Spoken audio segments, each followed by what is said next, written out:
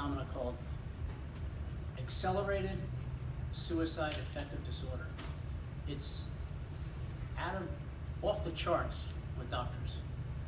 Now, suicide is usually not done, in hours, even weeks. It's usually months, years, and then the person finally it's been indoctrinated. The person finally dies by suicide. This syndrome, it's hours, days, and for lack of a better term, the person snaps. And I just want people to be aware of this, that if you see anything in anyone that's not right, say something.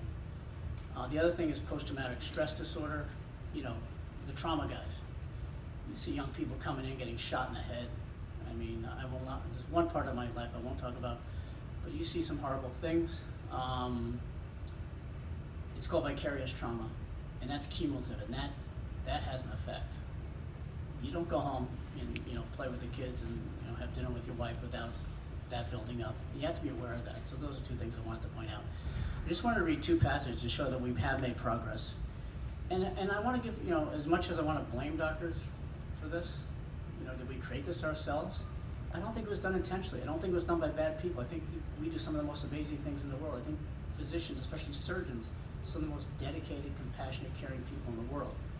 So why are we letting ourselves be hurt so badly and suffer and even die? And we'll talk about that, but it's a difficult thing. But let me just read two passages. The first one is what I call the dinosaur, and I'm not even going to say this person's name, but this is from 1923. It's really pathetic that among the members of the profession whose prime objectives are to preserve life, meaning surgery, that there could be the greatest number of suicide of all the professional classes. I find this distasteful, disgusting, shameful, and beyond contempt. 1923. Won't mention the person's name. Fast forward to 2000. Chairman of the Community Surgical Program in Holland, Michigan. His wife gave a eulogy, and she was a poet, and she said this poem, and I want to say it because it had a lot of meaning to me. Depression is a silent killer. It does its dark work best when we deny that it exists. Its partner is shame.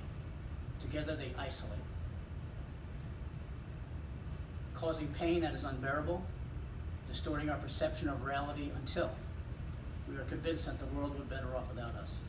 It causes irrational anger, confusion, fear, until one's mind gropes for a way to stop the pain. Its victims have been among the world's brightest, most talented, kindest, looking at them, most faithful and dedicated. And now our brother has succumbed to this terrible disease. Let us destroy the power of this illness by naming it, and that's why we're here today. This book is a call to arms. I am here today to call you to arms. The process has started. Let's keep it going. This next